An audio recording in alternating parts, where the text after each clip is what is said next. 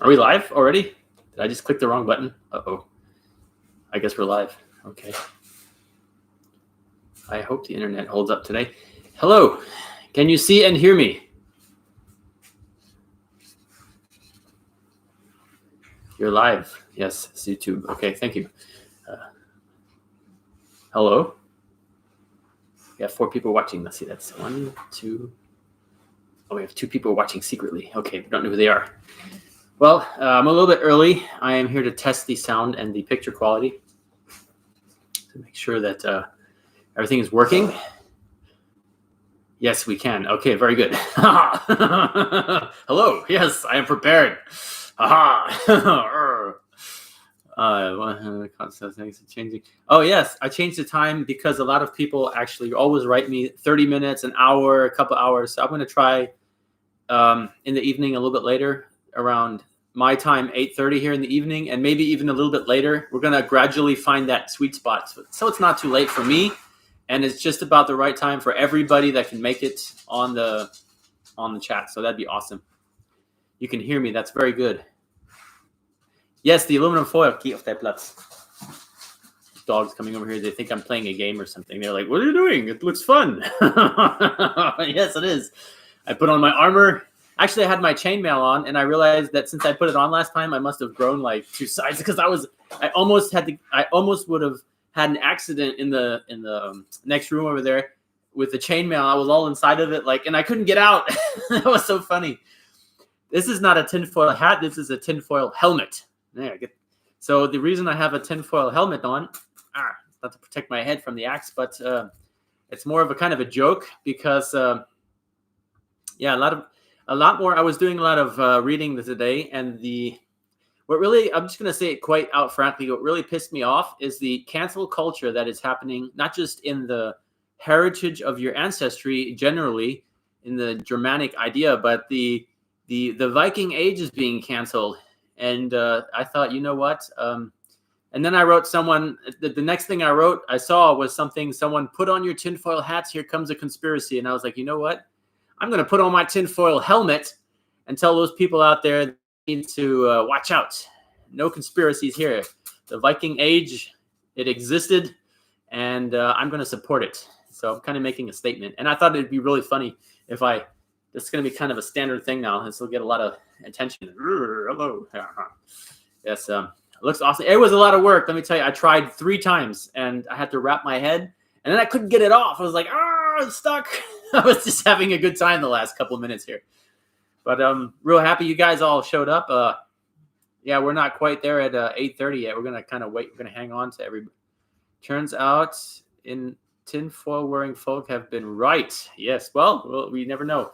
You really have to see all sides and then do your own research and figure out for yourself what you want to believe in. So, I mean, facts is facts. But, in Germany, we have a saying that says, don't believe any statistics that you didn't fake yourself. If I translated that correctly. So, I mean, if you didn't make the statistics, don't believe them. So it's really, really hard. And we don't have all the facts from history. And so, we got to be creative. It's constructive archaeology. Reconstructive archaeology has to be creative.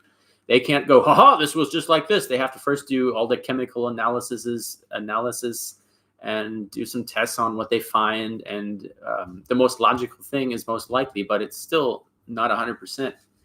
What's really exciting is, if you think about the fact that they just found a bubble in space-time floating around in space, that's a warp bubble, like Star Trek. It's possible theoretically, it's a nano warp bubble, but space travel can be possible and time travel can be possible through these warp bubbles, just like you would see in science fiction movies, which would be so cool to take a spaceship and just a camera back to the Viking age and the ages where Ragnar Lothbrok was raiding England. Man, would love to see that.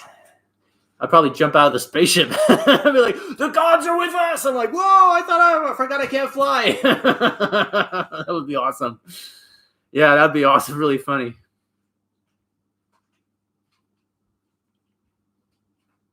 Yeah, I don't appreciate it at all either, what they're doing to our history. I mean, some of it is not pretty. History has always been a violent change of events It's always been violent. People have always suffered, no matter on which perspective of which perspective of you choose to observe. People have always suffered. But you have to see every culture that exists has its ups and downs, and some cultures that strive because of their characteristics that are positive.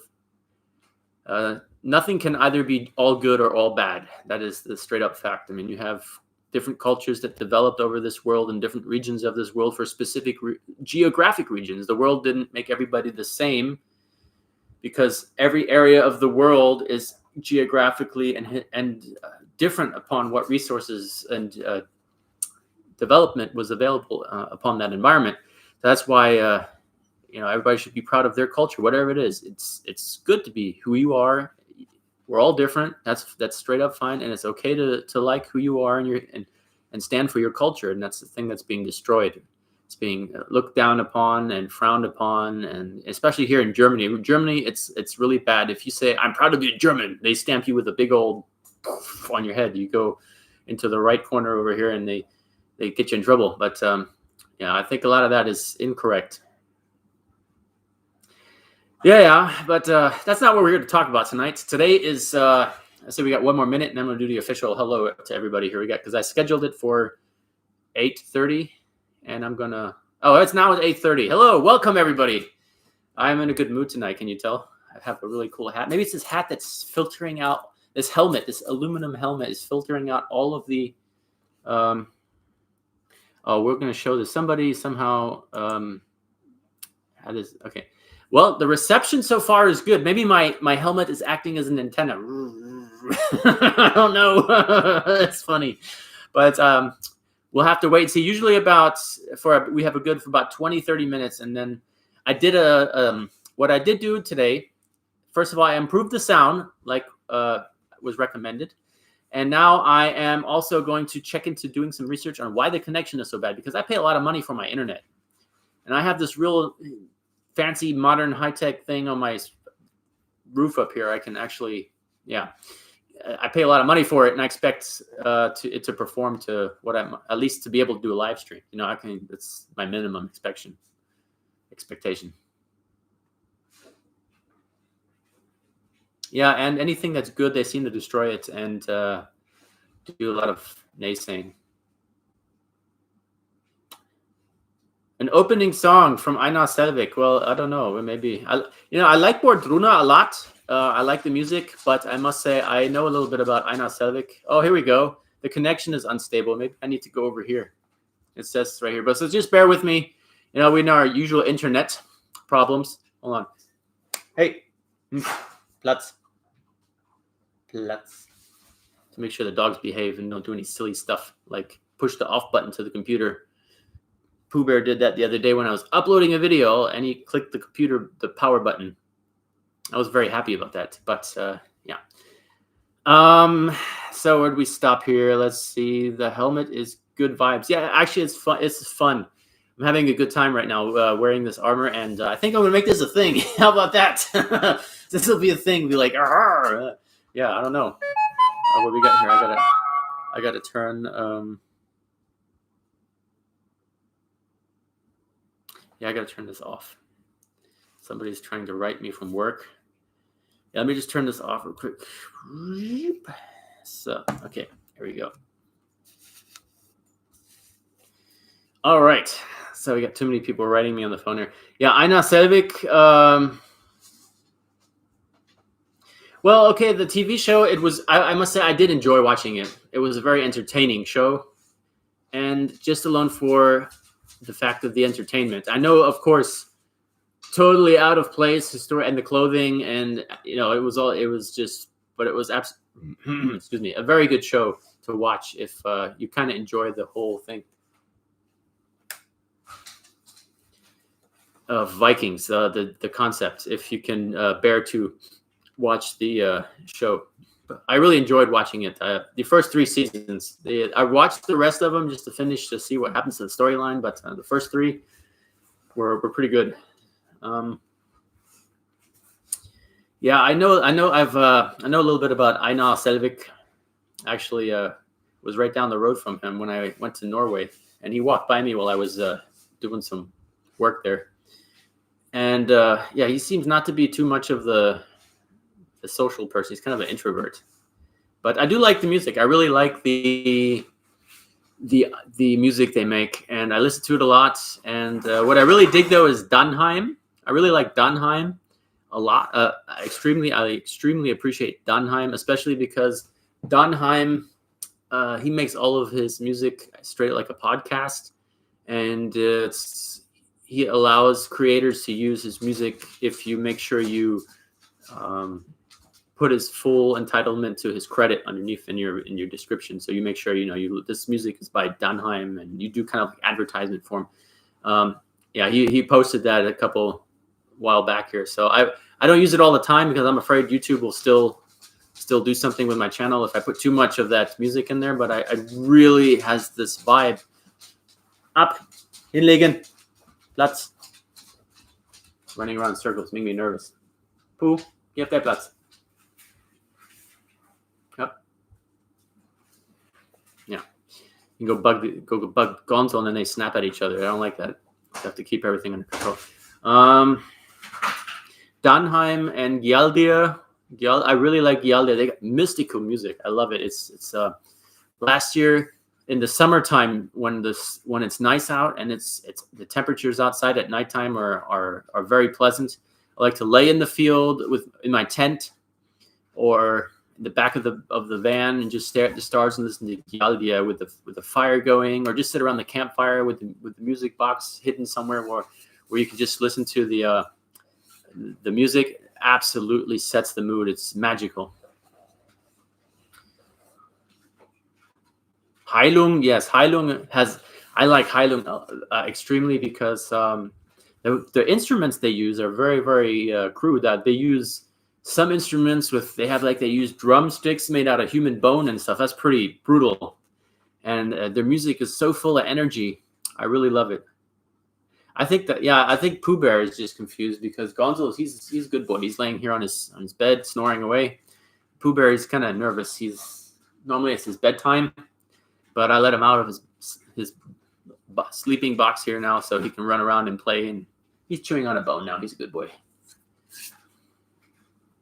Hello, Westhold Forge. Welcome. How do you like my new tinfoil helmet?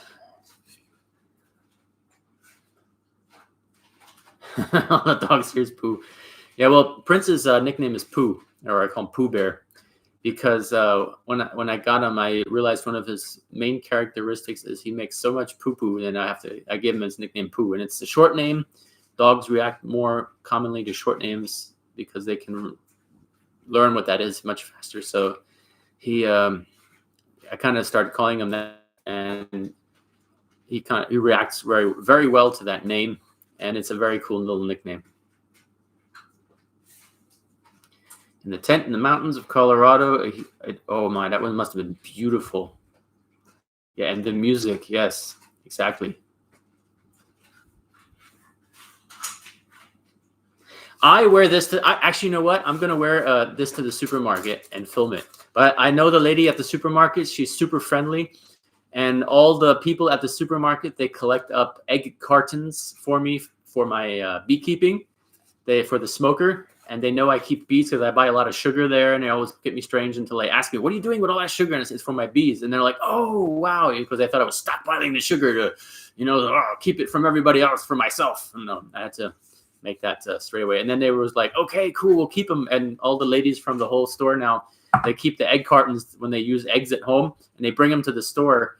And they collect them up for me. So it's really cool. I go shopping and everybody comes running out and it's so fun. Those people are awesome. And so I'm going to do that. I'm going to let them know what I'm doing so people don't freak out. I'm going to walk in there and I have to make sure I don't film any people, that are outside because of, the law and all that stuff. And, but it'll be really easy to do. Put ketchup on the helmet. I think so. I actually, for fun, I didn't have time to do this, but because this is already a protest right here, I was going to put horns on it too. No cancel culture, and put horns on it. I might do that next time. You might see me on my next live stream with that. Community, yes, that absolutely. And what we have here, this is community. What we're doing right now, our live chat here, this is community, all of us together. And it's very important. We're all across the world, some of us not too far away from Germany here. Yeah, so we are a community, and that is what's really important.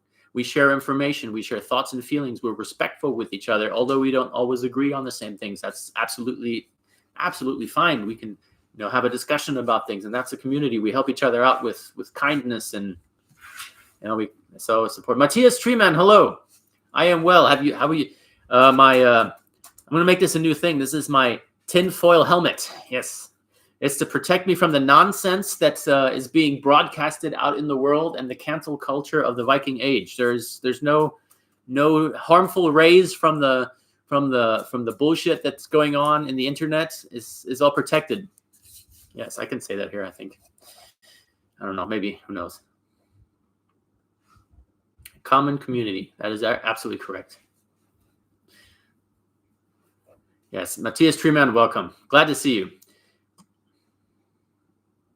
It is very nice to be a part of a community. When I started YouTube, I have to make sure that Pooh isn't doing anything. He likes to get into trouble, like Conehead the Barbarian. That's awesome. I like that. Yeah, but maybe next time I'll even have aluminum horns, and I'll decorate them with oranges and apples, and I don't know. We'll see. But and I'll put protest against cancel culture or something like that on there, and it'll be a thing. I think I'll make this a meme, and it'll go viral on the internet, and then I'll have like 1 million subscribers next week. Should be cool. When I first started YouTube, I have this concentration problem. I hear noise. I've had a thought there just now. See, now I'm talking about something else again. When I first started YouTube, I had no idea about anything. I always wanted to do something on YouTube because I thought it was cool, but I never had that one thing that got me going. And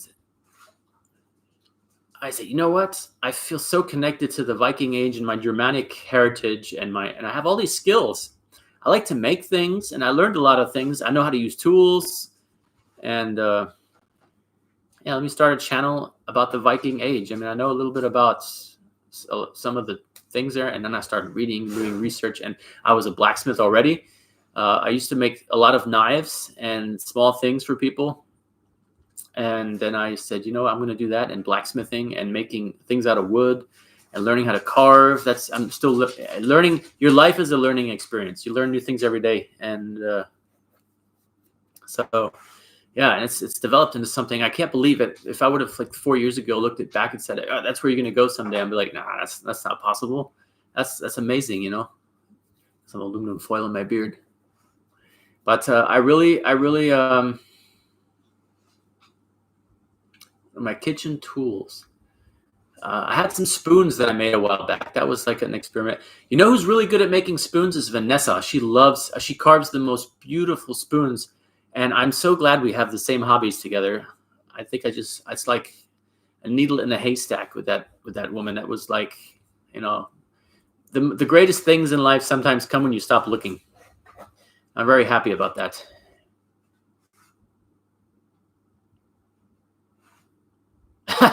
The football team, yeah, Nick, I think you're right. That's very funny. I think I should leave. Maybe I should just put one horn or something and one down this way so that people don't get confused. I'm actually trying to be a football player. It's see the Westhold Forge. The thing is, you don't really. It's really hard to express what I'm trying to think. I have also Native American blood from my dad's side, and that's why I think it's so itchy nose. It's so connected to me to come back to nature, to be out there in nature and do all these things. And what's closest to me that really lights up my fire in my heart is really the Viking Age, because I have a temper, and I mean it's just sometimes it's one of those things. And when I'm in nature, it's just like that energy that I have it's now connected there. And I know why you feel so lost in society sometimes. People don't go out and touch the trees. They don't sit under a tree. Go sit under a big tree and just sit there and stop, and your thoughts will all start ratcheting around, and you'll start to slow down. You'll start to look and listen and see things. You're like, wow, look at this, a bug, an insect, a bird, and you're like, wow, I'm alive, and those things will start to come to you, and then you'll start to realize that you have to have Platz. Auf deinen Platz. So it's fine. A cartoon character called Hagar the Horrible. Oh, I remember that. Yes, I know who you're talking about.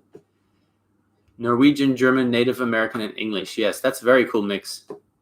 And let's see what we got here. I am 1 foot Native American. I was born and raised in America, but the bulk of my heritage DNA is Norse and Gael.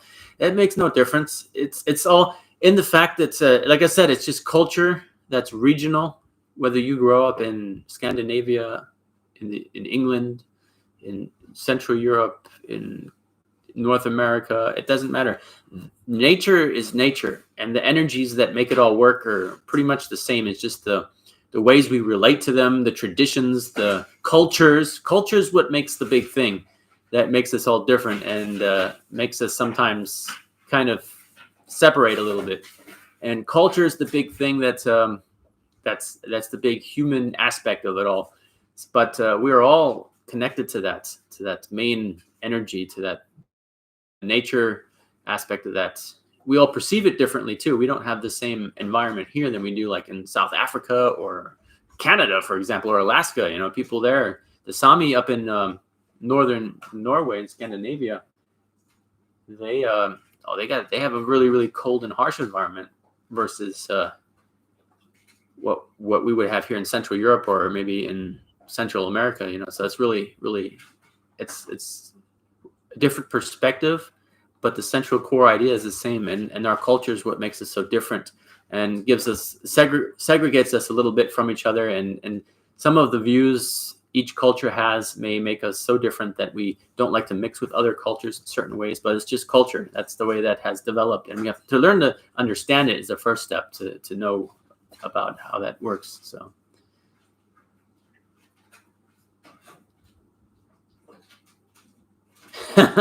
define mysterious.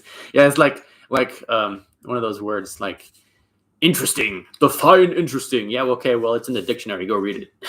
That's what I would have said. Yeah. So how is everybody doing tonight? A lot of snow in the Midwest. We have had very little to no snow. This thing is really bothering me. I'm going to have to somehow... The police walk around here in Germany like this. Wir als Polizei, halt, you must stop and pay us your money and show us your papers. They walk around like this all day. I don't like that. I can actually hang my axe this here. Yeah, look at that. Oh, new style. Ouch. Yes, I'm doing all right. You gotta hang in there, do my best. What we got here? We had no snow. The pagan workshop. Yes, no snow.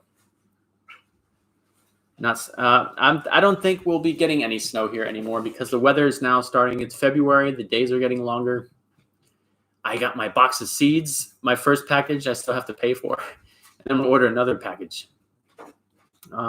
Yorkshire, it still get cold here a couple days. We had some ice on the windows of the cars a couple days ago. I actually like when it's frozen. When it's frozen out, I can drive my van up in the field and I can do a lot of work on the ground with my machine. I can move logs around and do a lot of work on the ground that I couldn't do, pave the driveway. And so when it falls in, then I'll just drive over it. If it's soggy and wet, I'll put down some gravel and it'll just sink into the ground. This thing is getting in my way. I can't see. In bulk is coming soon. I don't think I understand what that means. I might have to, if that's something I don't know, maybe you can write what that is, but I don't know. Agree. I like when it's frozen much better. Yeah, it's also not wet. And if it's cold, I can work in the forge when it's cold. It's not a problem. But when it rains out, see, I have this tarp. You guys know my workshop. You've all seen it. It's better than nothing, I must say. And it keeps the majority of my equipment pretty dry, which I'm very thankful for. And it's the setup that's lasted me the longest now. I've invested in that tarp, and that tarp's been the greatest investment. But I'm really working now on working on the shop, on the blacksmith shop. I want to put up some posts, and we're gonna maybe make it. I'm not quite sure yet. I haven't decided the actual shape, but I was going to make it a lean-to kind of thing, where it goes up and just slants down, and put a green roof on it.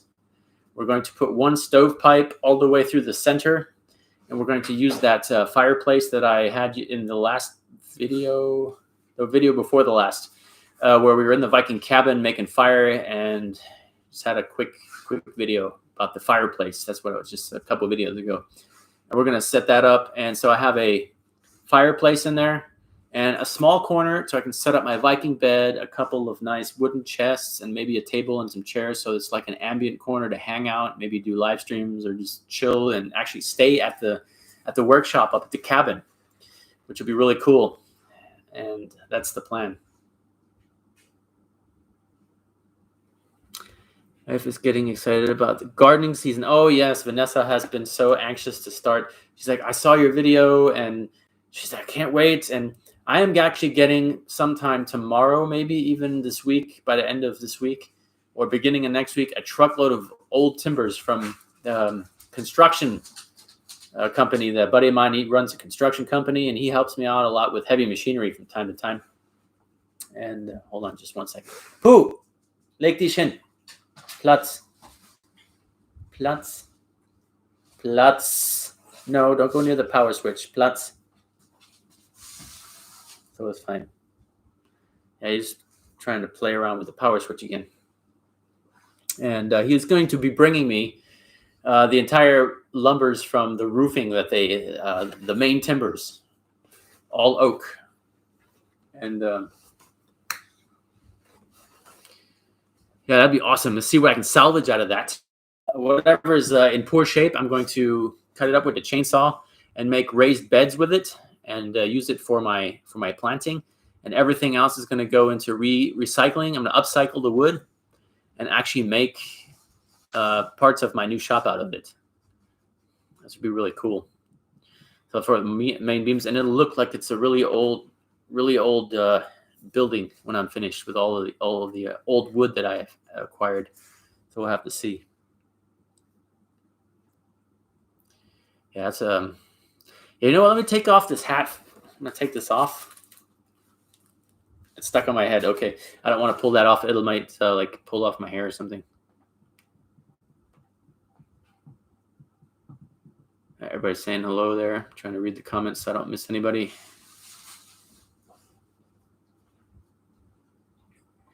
Yeah, fireplace is important because the Groundhog Day said 6 more weeks of winter. Okay. Okay. There we go. Okay. Got it. Read it. Okay.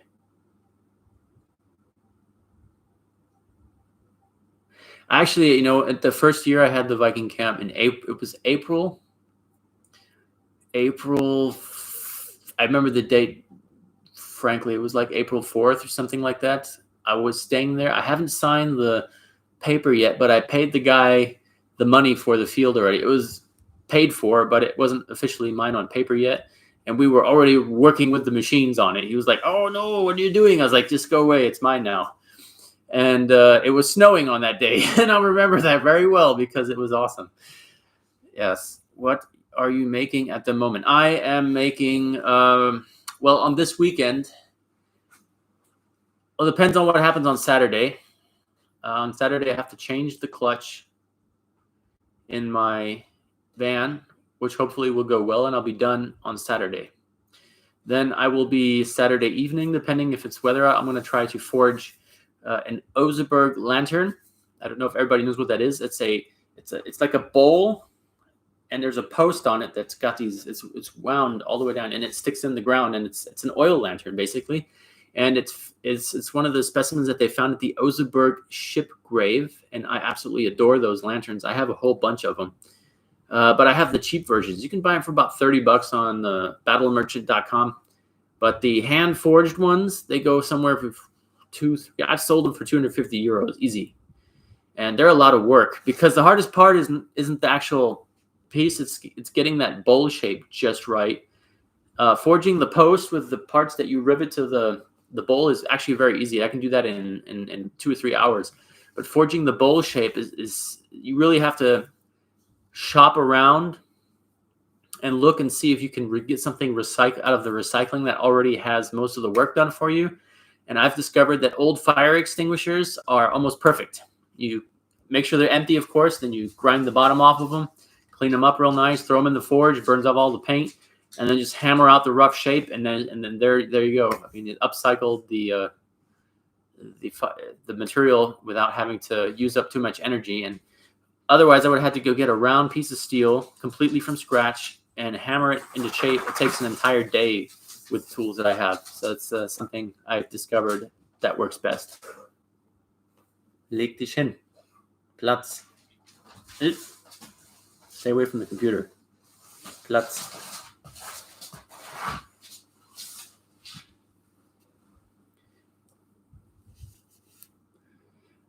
That sounds tasty stuff. Beef burgers tonight. Oh, wow. That sounds like a feast. What did I eat this? I don't even remember what I had for dinner. What did I have for dinner? I had, I made fried eggs with bacon. Yes. I made breakfast for dinner. It's a breakfast and a dinner of the champions. Puh, geh mal auf deinen Platz. Komm. Geh auf deinen Platz.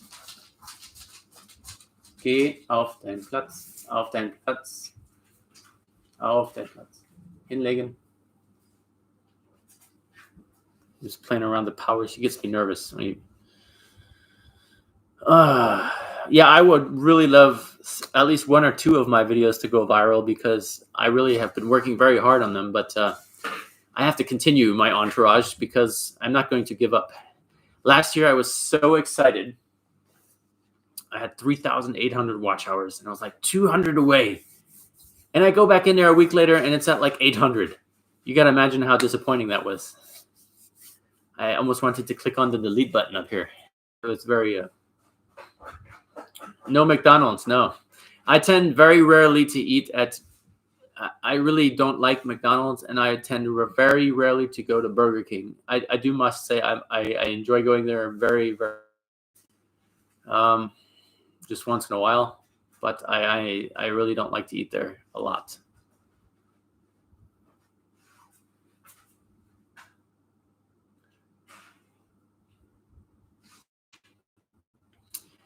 Well, subscribers, it'll get there. I'm learning the new thing with, I'm not a computer person. I hate computers with a passion, but in order to achieve my goals, I must become acquainted with the technology. So I have this computer that I bought myself here, and I built myself. I bought all the separate pieces. So that's a computer thing. And I'm just learning now how to use the other social media platforms as tools to grow my YouTube channel. I use them strictly for advertisement to myself here. That's all I use them for. And so I'm trying to learn how to do that because I'm not a big fan of all that stuff. So anything I share on there is going to be strictly in the algorithm system to distribute and to share my YouTube presence. Yes, Nick, I do feed my dogs, and I cooked food. I cook my dogs food like sweet potatoes and carrots and rice. They get very little starch, so I don't feed them too many noodles. If I have some noodles left over, of course, I don't waste them. Gonzal, my older buddy over here, he's got a food allergy, so I know I can only feed him very certain things. That's why sometimes he's got stomach, you can tell when he's got a stomach ache or he's not feeling too well. I have to really cook him special food. And I have to make sure he eats. So, he's got to stay big and strong. So I really have to, it's like cooking for a third person.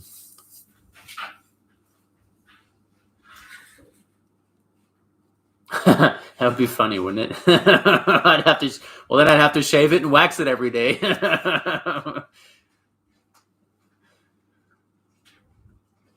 Yeah, it's kind of tough. It really is. I'm so thankful that Pooh Bear, he loves food. He would eat until he's roly-poly round. And I'm so happy he doesn't have that problem. Gonza, pastas. Pooh Bear can eat anything. I can feed him whatever. I'm real thankful for that. And yeah.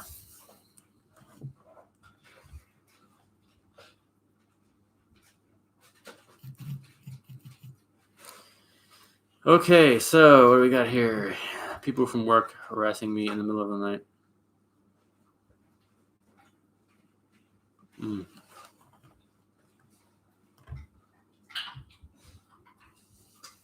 Okay. Raw meat diets can really help with pet. Yeah, it's called barf, bones, and raw food. That's what he gets. And I, of course, feed him some too because it's very healthy for both dogs. And they have one type of dog food that is free of all things that make him sick. So I feed him with it too. So it's real simple for me. I just buy, especially to stockpile it. I mean, I have like this. I don't know. A few of you maybe know. I try to keep a good stash of dog food in case of some kind of social disruption of the food chain. Because not only do I like to have stockpiles of food, I want to make sure my furry friends here aren't going to starve as well. And so I want to make sure that they're covered at least on that part, and then we can feed them with whatever, I don't know, roadkill, whatever we can find. That's if that would be the case, but yeah, and but I can tell when it's too much because I look at their poop, and if you can tell if it's too much. You give them you give them a fasting day, or you just give them dry food the next day for a couple of days until their stomach clears up. I can really tell. I buy what's called in Germany here. It's called Wolfsblut, wide plain. I think it's in English the blue something. Yeah, the bag of it's like 80 euros. It's like $100 a bag, so it's not cheap. Yeah, eggs. I give Pooh Bear eggs, but I can't give him anything, fish or anything that flies or fish, like any type of bird or eggs or fish. I can't give Gonzo. He's very allergic to all of that. But I do feed Prince 2 raw eggs once in a while on his dry food, or when I'm making breakfast. When I'm finished, I'll put him a raw egg in his so that he can have that. It's good for him. Huskies, yeah. Huskies are very beautiful dogs, but do your research. Huskies have a lot of genetic things that from breeding, like their eyes can go wrong, they can go blind, and there's and it would be very sad that you get your friend, and then so do some research on that before you get yourself a husky. They're absolutely beautiful, nice dogs, but there's some genetic flaws from overbreeding, like the German Shepherds, with the hips and some things like that. Some things to consider really researching.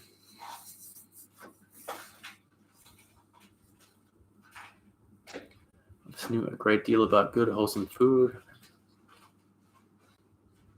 Yeah, MZ, I think it's how you pronounce it. I don't know how to pronounce it, MZ. I'm just going to assume that's the correct pronunciation. Yeah, that's a very good statement with your grandmother there. That's their life experience that they gave along with you.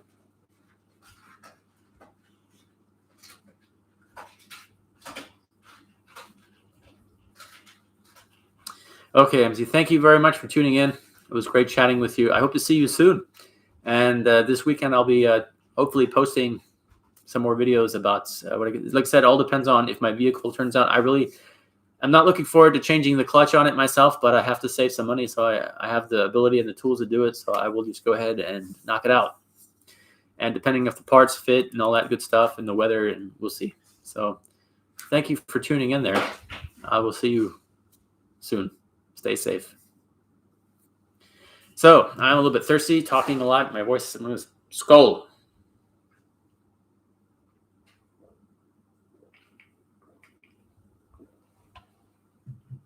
Okay. See you later, Nick, if you have to leave as well. I will see you soon. Stay safe. A poodle and a husky. I don't know. It's really it's up to you. I wouldn't know what something like that would look like, a breed of that nature. But if that's what you're looking for, go research about it and Go find somebody who has something like that and go take a good look at them.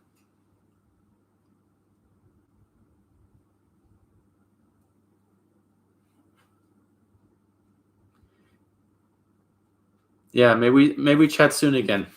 Stay safe and good luck with your marinating the meat, and see you soon. A poodle ski, that'd be a funny name. Wow, that's a interesting skull.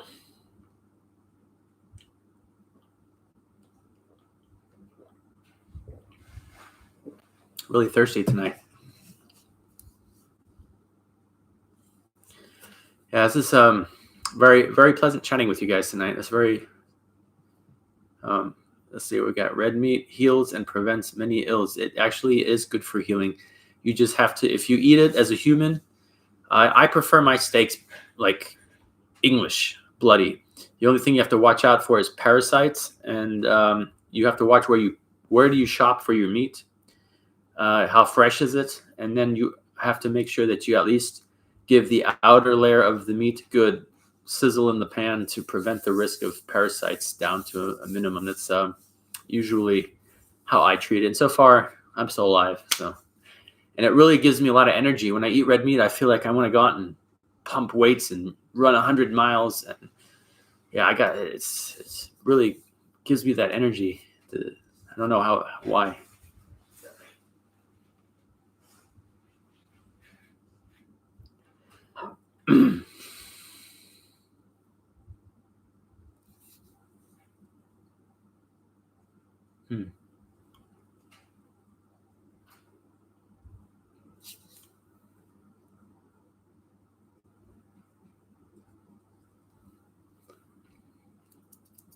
Yeah, I just like I said, because the meat's been in that package for so long, you don't know where that meat's been exposed to outside influences. So I just throw it in the pan. I make sure I get a good fry on the outside of it, and make sure it gets a good, and the inside is still a little bit English like I like it, and it still tastes gorgeous.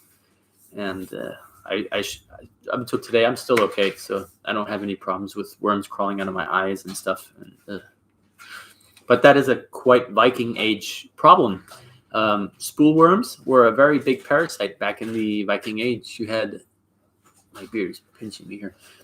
Spool worms, they would actually come out of your eyes. They would go in gross. And they would come out of your body in certain places. They would dig out of, it's just disgusting. A cooking video. Yes, Vanessa loves to cook. We have that planned, Sister Tenacious. We have an outdoor cooking video planned. We're just waiting a little bit for the weather. It's either too wet or it's not quite to the point yet. We have a lot of things going on in our lives right now, so we're trying to really figure those out. And then we have a list of videos that we like to do, and a cooking video. She loves cooking, and she just said to me the other day, I do have also, I don't know if you've checked out all of my videos. If you get later off when we end the stream, I have one. It's called Making Viking Soup, Odin's Favorite. That's kind of one of my first cooking videos. And then it's not really a cooking video. Björn over at Björn's channel there, one of my good friends, he tagged me in a challenge to make a Viking bannock. It's like a bread in a pan. I totally burnt it. It was like a hockey puck. It was like a frisbee. I couldn't eat it. It was so crunchy. I almost lost all my teeth. So, but I do have those videos. And as soon as I get to a point where the weather can do it, Vanessa and I, we're going to do a lot of outdoor cooking. That's why we're going to try to get the workshops set up. And the cabin now is finally at a point where it's back in order mostly. I still have some things setting up inside there that don't belong in there, like my Viking tots and some of the really nice boards that I still want to hang off of ropes inside there. But most of the raw materials and all of there, so that I can actually feel the ambience of the construction, of the vibe of the building really put me in that mood in that day and age, so that I can also put that on the camera. For me, it's real important. I sit there. I know I made that, and there's definitely, it's of course not historically correct. Hey,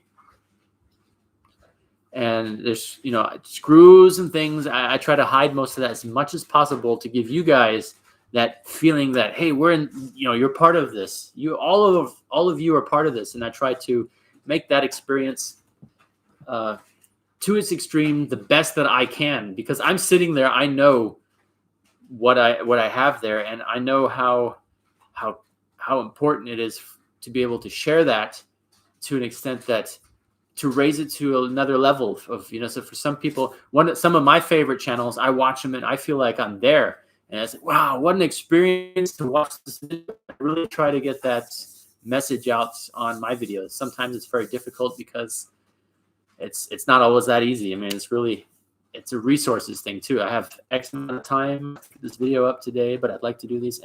So I go out a day in prior and I charge up all the equipment. I make sure all the tools are there. I make sure all the tools are charged up. I make sure maybe I set a couple of lanterns. I test the lighting. And then I go on, oh, it's raining. I can't film this today like I thought I could film it. So it's sort of like that. It's really tough, but I really like to get that magical, Yeah, it's Viking soup. We're out in the cold, and we're actually at that fireplace in that video, which you'll see that's really neat. That fireplace is now where the Viking cabin roundhouse is. So that's something you probably want to go check out. All of you probably maybe would like to see that. I was sitting there one day and I was like, look, this would be a nice little roundhouse, look, just for fun. And it wasn't even planned to be that. It's just one day I grabbed my tools and I had enough boards to build it. I buy bulk of materials when they're cheap. And I started building. And Vanessa's like, what are you doing? Because I'm building a cabin. It's just what, right there? I'm like, yes, right here. I'm going to build a round thing with a roof. And she's like, okay, whatever. And it turned out really, really nice. We had to do the roof again because I'm not a roofer. But my buddy Chris, he's a carpenter. And he's like, man, we'll fix this up nice. And we put a really nice roof on it. And this summer, we're going to tar the crap out of it so it doesn't leak. That was the plan. And maybe we'll work on the smoke exhaust too. So it's one of the things. Yeah. Let's see what we got here. I missed half of the conversation going. I was excited to. Yes, the burnt bannock to a blue. Cutting edge tools, of course, to do things. It's really. Sometimes you just want to sit there at the fire and have a good time and grill marshmallows, for example.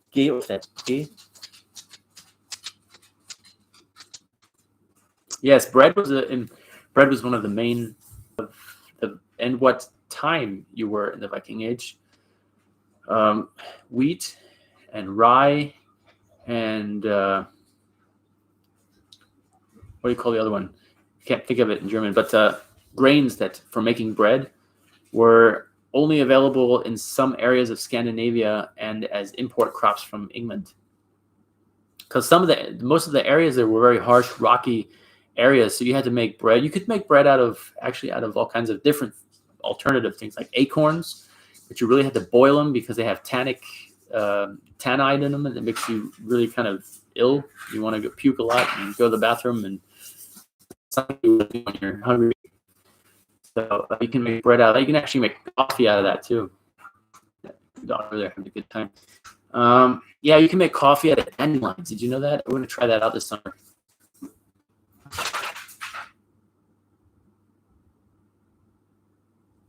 Skewers. Okay.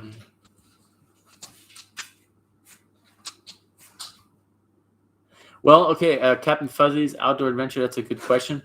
If you drop a ball bearing on the anvil, now that is called the bounce test.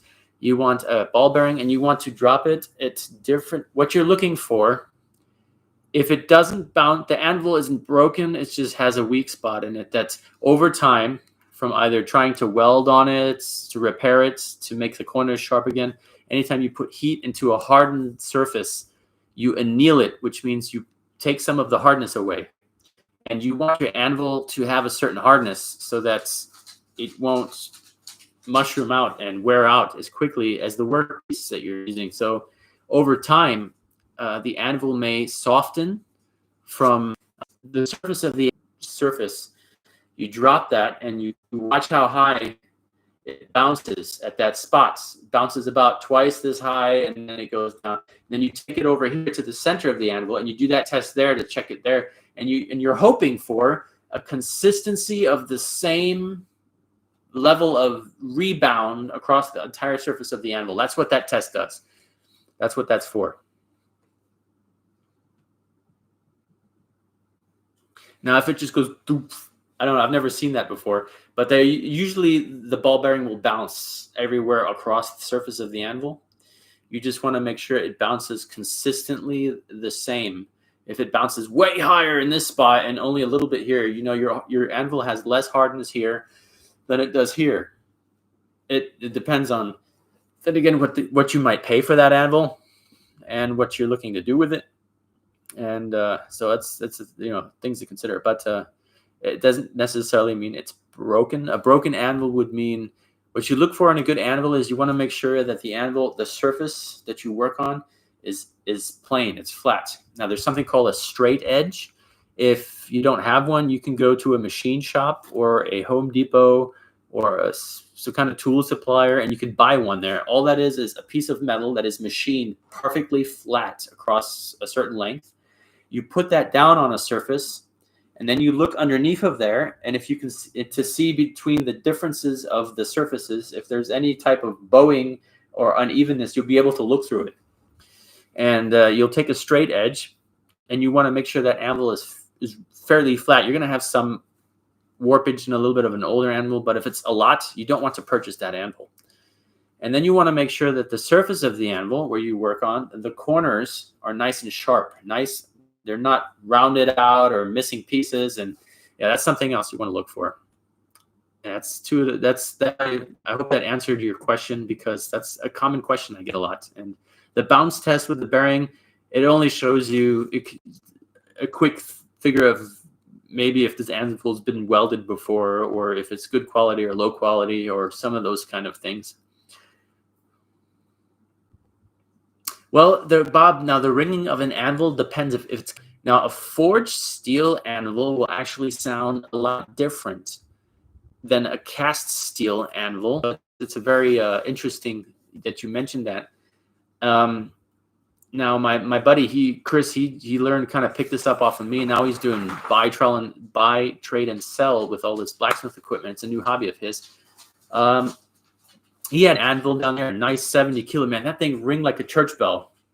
Beautiful, but it just, my ears, I couldn't have that. My anvil rings out quite loudly. So to protect my hearing, if you ever seen my anvil, which I'm sure some of you have, I have this heavy duty, huge chain wrapped around it. And then I nail it down to the wood stump. So it's all like really holding the anvil real tightly, and it's pulling it down. What that does, it absorbs the high pitch frequency noise, and it's like a silencer, and it protects my hearing to a level that where I can work and not have to put on hearing protection, and still be able to hear what's going on around me. And it makes it a real dull sound, but it doesn't change the quality of the anvil. It's really a cool feature. I like that, and it looks really cool.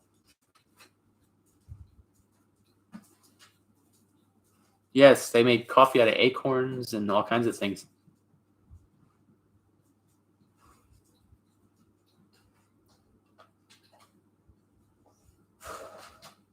Yeah, don't buy anvils that have pieces missing or cracks in them. That's a bad idea. If you can get one like that for free, that's debatable. But if I got my dream size anvil for free, I would have it professionally repaired. If I get something $350, have to really fix that up for me. He's got all the right equipment. He knows the right. He's been doing that for 30 years. So I'd take it there and have him restore it for me. Buffering. Oh no.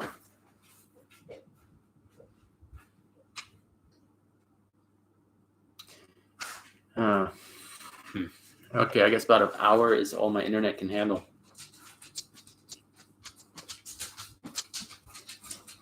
okay, that's.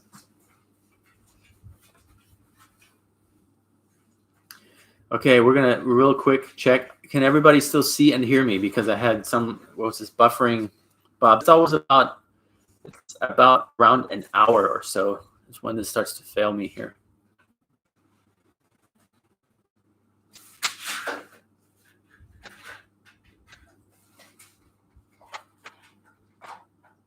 Not too bad. Okay, we'll stay on for a little bit.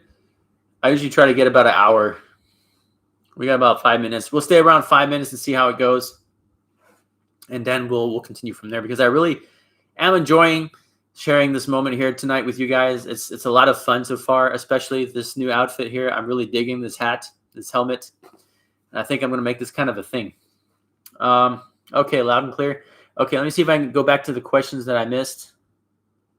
I've seen a lot. Cheap anvil. Yeah, don't buy an anvil with a crack in it. Like I said, if it's I would only buy something like that if it's like a 500 anvil and it's in terrible shape. But then, and if it's like $100, which would never happen, it would still be like $1,000, no matter. Yeah, this was a big old thing, still 1 in 600 pounds. Yeah, don't buy it. My personal recommendation. Now, if you can, Captain Fuzzy's Outdoor Adventure, go and do some word of mouth shopping. Check with farmers, railroad track people. Check with the people who fix the roads. If you know anybody from there, maybe even blacksmith from where you are, and secondhand shops, and especially if you can get access to recycling yards where they scrap metal, and you go in there, introduce yourself kindly, maybe even oil your way in a little bit with a case of beer. That usually works pretty well. And then ask about blacksmithing, old tools, and especially blacksmithing. You want to say that you are interested in all old tools, and especially in blacksmithing equipment, vices, and anvils, and things of such nature. And then maybe if you can leave like your phone number or something, and like I said, bring them like donuts and beer or something of that nature, and they'll make sure that they keep an eye out for you. And when they do call you, make sure you bring more donuts and beer, and then you'll get a phone call every week. That's usually how I take care of my guys. And and then once in a while, someone will call me up and say they need something they need their car looked at or something. I'll take care of them in that manner as well. But those are the places that I would go and check. Fortunately, I am in the recycling business, and I have a lot of really good connections through those lines of matters. And I also, when I have the time and the energy to spend driving to some places that aren't too far around here, I like to go and see what they have. Usually I end up with something. I usually end up coming home with something. And a lot of times I can get it for fairly cheap. So it was worth my time to go there.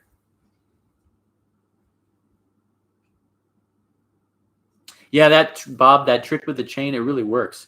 And the bigger the chain and the more chain you wrap around it, it gets to a point where it really works. You're adding first of all, you're adding mass to the anvil, and you're adding this mass that is at a high pitch frequency. It moves. You don't see it with your eye, but that high pitch frequency actually vibrates the chain, and that big chain takes up all that vibration energy and bends down completely.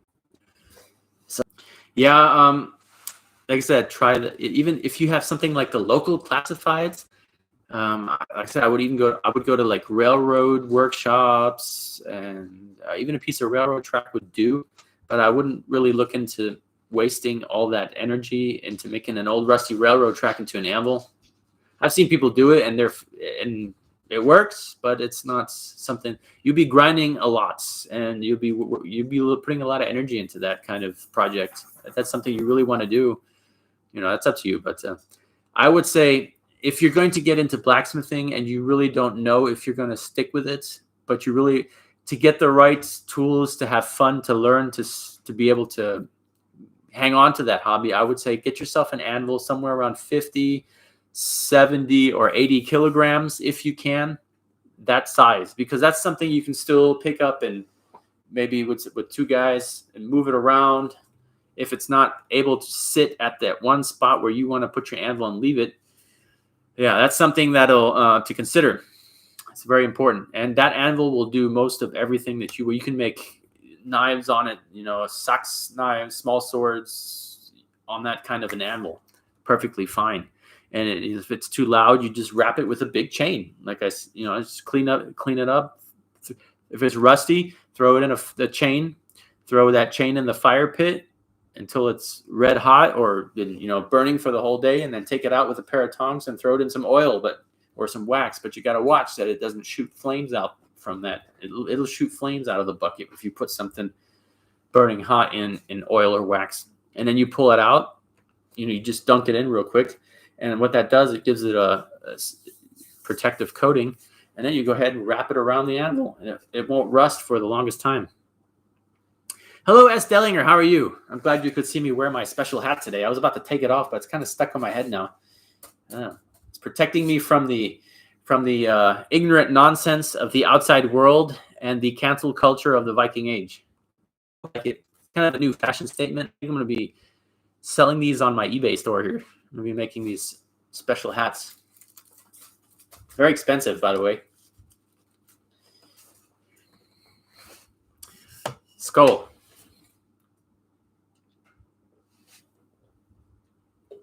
Liction. Oh, that's the dog's looking at me like, what's he doing? Never seen him do that before. It's weird. Yeah. Hello. I'm looking for, always state that you're looking, always be kind of generic. All old tools, especially blacksmithing equipment, because there's people who have a bunch of old tools that have an anvil sitting in the dust over somewhere, and they've forgotten about it, or they just really don't think it's worth mentioning. And I've found the most coolest things that way, by asking somebody. And if somebody has an anvil, kindly ask them, do you also have any other blacksmithing tools for sale or laying around that may I look under the workbench or something? Usually you'll find a pair of tongs, hammers, and plenty of tools that go with that anvil, which is really cool. So that's something to be aware of. That's something that I would recommend that you keep in mind. If you get to go somewhere and look at something, people usually have more, and they just don't know what it is. They just think that they have these rusty old pliers from their grandfather, and they just want to get rid of them because they want to do something really cool with the workshop, make a car garage out of it or something. I've had all of those.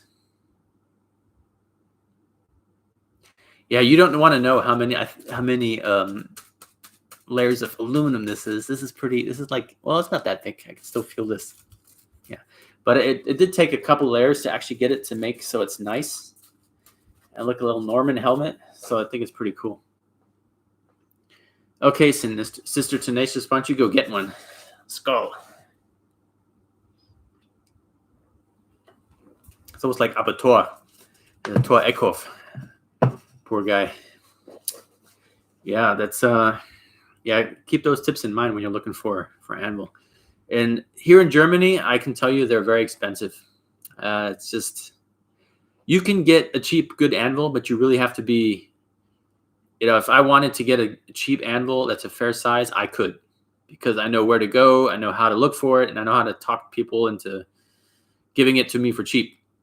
And I know what to look for. What's really cool is on the eBay classifieds, I was looking on my page there. I always look at anvils just for, and kind of just because I'm curious to see what's on the market. Years ago, my shop got, twice actually. The first time I had a full-blown master professional blacksmith knife making shop, I got robbed out of everything.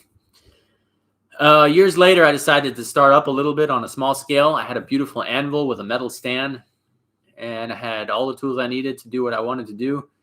And I was in this shop, and I had my stuff sitting in there, and the junk dealer came, and he cleaned out everything, and he thought it was what he was supposed to take, and he took all my stuff. Gone. And then I'm looking now it's like, well, it's gone forever. I kind of came back a year later. I had that stuff kind of parked in there. All my stuff was my pickup. He took my, and I was very angry. But that's many years ago now, and so move on. I'm looking on the eBay classifieds, and I look down, and I'm like, that's my anvil. It was the same anvil on the same stand, and my stand had a crack on it on the front right side. And this one had a weld on it right there. So someone had welded it. I knew that it had to have been mine. But the guy swears up and down he's had it for 11 years. And I'm thinking like, well, I don't know. I don't think it's been 11 years. But who knows? And now the price is like, it's almost worth it for me to drive there and go buy it back.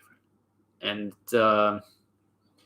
for sentimental value, I don't even want it for, it's a nice looking anvil, but it's got a lot of wear on it. That's why I don't really want to go get it. But just to have it back, I'd be like, this is off to have a burden off my soul. But I'm going to let it go. And I don't have time to drive 3 hours one way to go pick it up. But if somehow my buddy Chris decides to go with me, I told him today if he can talk the guy down even further in the price, because he knows that the guy knows I want it. So, but if he answers and says, "Hey, I saw your ad. I'd like to buy it for this price," and if he can haggle the price down, I'd go and get it with him, just to have it back. I know there's a very slim chance that someone has the anvil that has the exact same wear and tear and red paint marks on it, with the same stand, with the same welding where it was broken. I've never seen an anvil like that anywhere so far looking. So it's kind of a unique piece. And so it's a very odd coincidence, but yeah.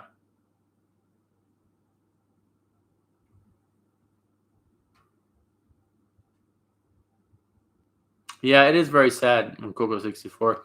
But if you look at Tor Ekhof, was a poor guy, man. He was a very ill. He had a lot of physical health problems, and so if you look at it that way, maybe he's now free of the looking for that extreme, probably in the end anyway. That somehow it's like that Steve Irwin guy. The Australian guy that used to go out and look for the most dangerous wild animals and go hang out with them, and that's what cost him his life. And I think that Tor Ekhof kind of knew one day it's going to be that day. That's what, and yeah, so it's kind of sad, but he is now free of those pains that he was suffering from, and we should just remember him as somebody. He was a poor guy, and we should just remember him as a hero of our culture, of our interests. But he had a lot of. If you've actually looked into Tor Ekhof before, the guy was really suffering, and he was a very, very hardcore alcoholic, and that he was suffering from that as well. So, yeah. His son, actually, I don't know. I'd have to go look and see what's up with him. His son he stepped in his footsteps and did the same thing as Dad was doing. But I don't think he's on camera. I don't think he wants to do the filming thing. I don't know. I have to actually look into that. That's a good thought there.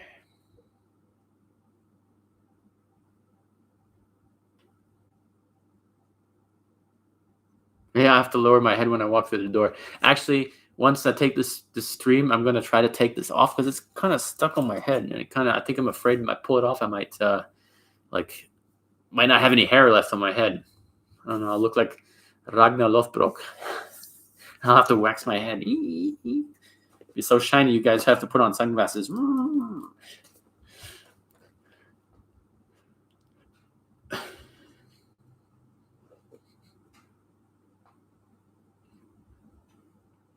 Matthias Treeman is back. I don't know. He must have disappeared somewhere, and I didn't catch him.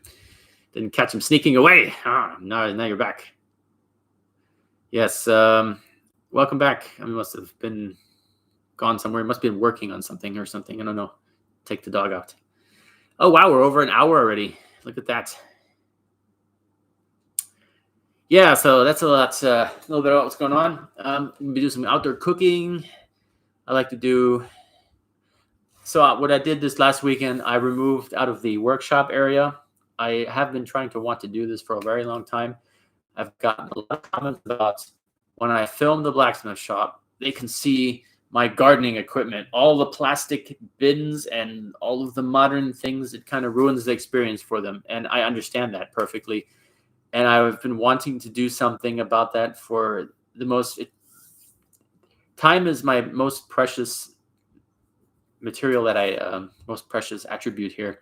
And it's really, if I have time to do this, or this, I have to do these 4 things. And then I go, oh, but I still have to do that. And it's one of those things, move that. I have now prepared the other area roughly so that I can now move all of those things down into what I now call the gardening center, which is completely out of view of the Viking workspace and cabin. It's down below when you drive up through that first view of the shop to your right, where I film most of where my raised beds are on the Viking camp. What we got here? Yeah, I'm trying to read the chat.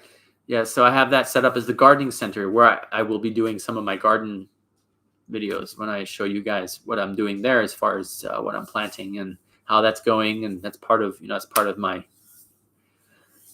journey there with the Viking farm eventually someday, which I will be getting lots of lumber from several houses that are being torn down from the main beams from the roofing from my buddy construction place. They have to pay to dispose of them. And he said, I'll just bring them by your place and you can cut them up and burn them as firewood. I was like, all right, bring it by. So truckloads of that is coming. So I'm really like, oh my, that's work. There is work again. More work.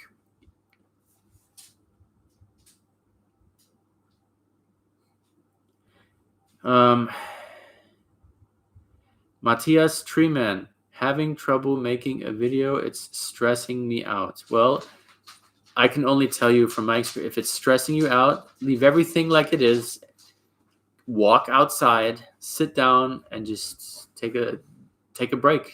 I have to do it too. I don't want to punch the computer. Pooh Bear put off button on the power switch to the computer the other day when the video was like 2% finished loading on YouTube. It wiped it all. I had to completely start over, another hour loading. Oh my, I was so angry. So I went in the basement and I swept the floor and I sang a couple songs and I came up and it was all forgotten because by that time the video had loaded again. So it's just it's a patience quest. I have to rediscover the attribute of patience myself. Yeah, this YouTube thing is a good lecture for me here because it takes a lot of patience if you want, and especially if you want to do something well so that you can present it to somebody and someone's going to enjoy it. I put a lot of effort into it. So I don't want it to be a half-ass. I want it to be exactly like I wanted it to be and maybe even better from another perspective. And that sometimes is very stressful when you're trying to take the mouse and get that one set. You're trying to cut out just the right parts and add everything together and it's not working and the program is telling you error, error, error. It's very difficult and it takes time. Yes. If I work 8 hours filming, or if I work 6 hours at the forge, making a larger thing of some sort, a larger object, or I don't know, making a knife, I'm probably going to cut it down to about, I found that absolutely no longer than 15 minutes is good for larger projects. And for the average, around 10 minutes is what works really well on my channel. And for videos that are general topics, 6 minutes. So I have to cut almost a full day's of work down to 10 minutes or less and still show the viewer the adventure, still have that adventurous sense of, you're there at the fire. It's very difficult.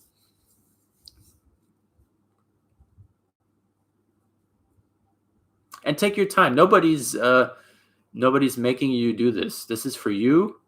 And in fact, the more you invest in it, the better it is for who you're making the video for. You're making it for us here on YouTube. So take your time. This is not a race. Nobody's requesting it from you. Get it right and then publish it on your time. It's on your time. That's exactly why you should take your time. It's on your time.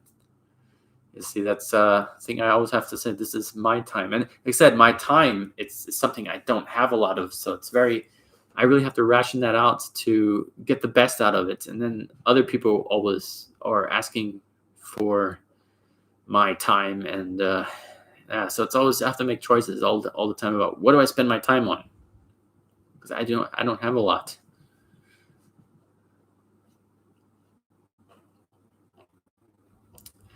Yeah, that's a topic of discussion today. So yeah, I'm still kind of watching the news, still kind of nervous about Ava. I have that program actually, Bob. That's what I use. Ava is. I'm trying to speak German here. AVS Video is a good program for video editing, but I have to recommend, if you do get it, that you have to get the paid version. Otherwise, you'll have these stupid watermarks in your videos, and they're not very nice. That's how I started out one of my first couple of videos, when I still had a GoPro camera and I had no clue. I was using that free version, which kind of got me interested, and it's a pretty good program. It's once you get into it, you can start to step-by-step use it, but I don't like it too much because you can't add special effects like you can with Windows Movie Maker, I think it's called. You can add lightning bolts and stuff, and it's really cool. That's something I'm looking for next year, is to add on, because I really like special effects. And I am planning doing a couple of really professional cinematic videos about some topics that are really close to me. But I have to have the right people to do the filming. I need someone who can really fly a small drone, and I need to do some real exquisite planning before I even attempt to do that. So, like I said, so that in the end effect, the video is putting that message that I wanted to portray out, and maybe even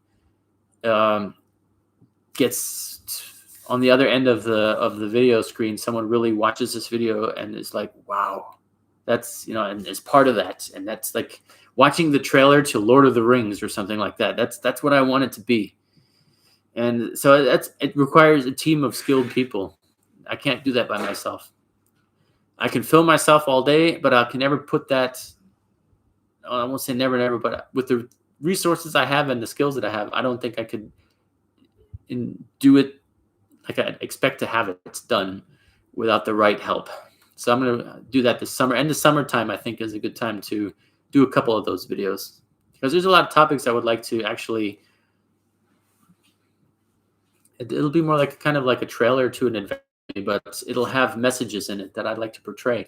And it's real important to me to get those videos done as well.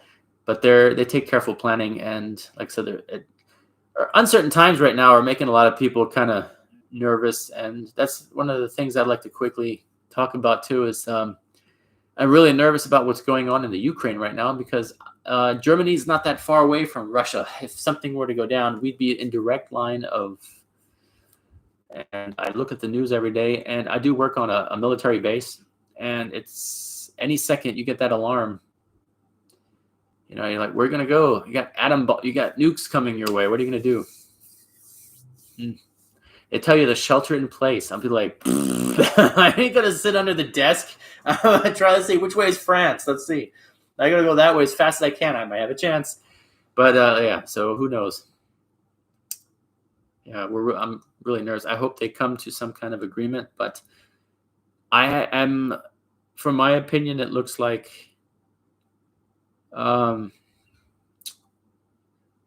they are mongering for someone to slip on the trigger for the first shot to be fired. Yeah, duck and cover. Here comes a nuke. I'm going to show that. Yeah, I ain't going to kiss shit goodbye. I'm going to go get in my van, and I have a distinct plan on what I need to do to try to survive and get everybody that I care for out of there that I can save. I always have the dogs with me. They're always with me, and so we can get out together. That's one thing. That's out there. They go everywhere I go.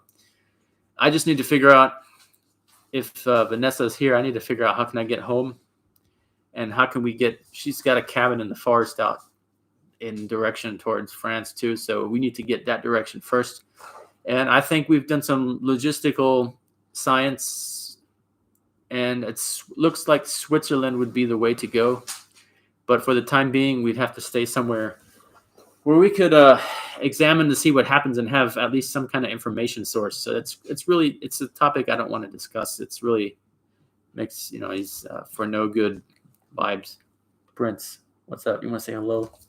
You see everybody see Prince down here? Prince wants to say hello. He's not. He's afraid he's coming into the zone where he's not allowed to be. Hello, Prince. Look, everybody wants to say hello.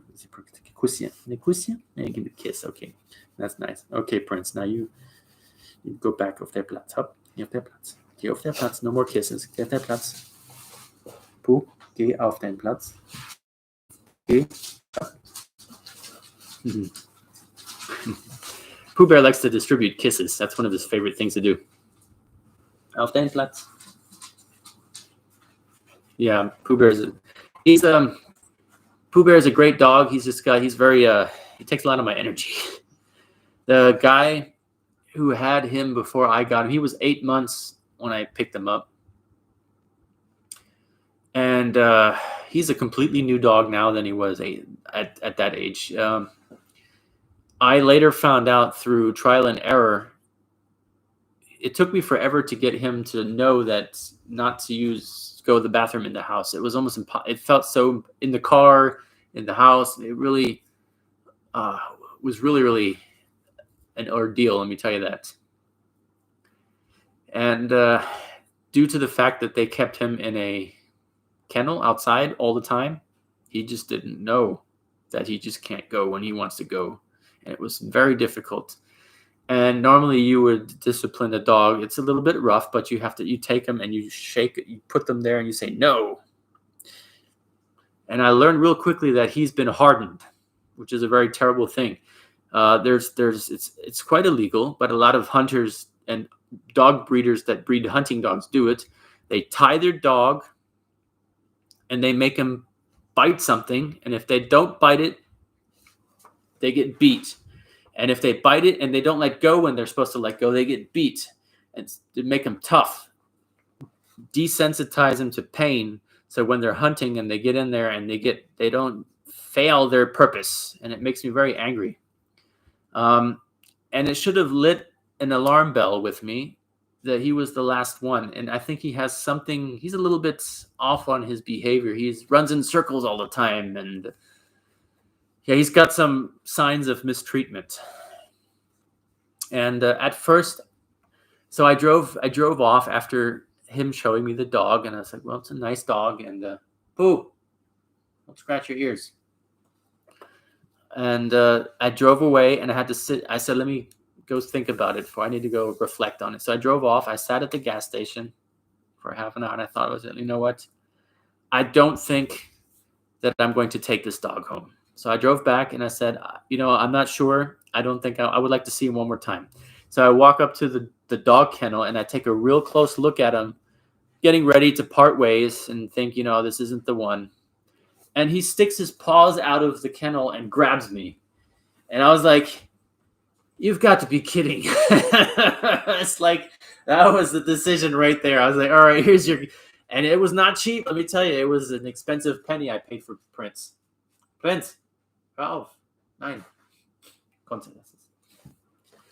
Yeah, so I said, okay, here's your cash. Let me sign the bill of sale. I need all the paperwork. And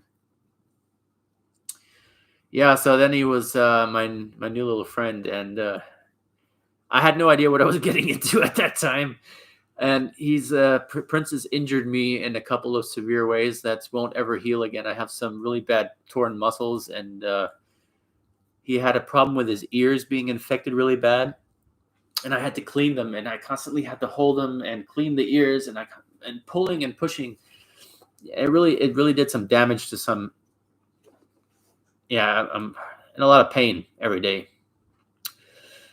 and it's something I can't get fixed. So, but I guess everything has a price in life. Nothing is free, and Prince, stop scratching your ears. And yeah, right now he's scratching his ears, but it's not as bad as sometimes.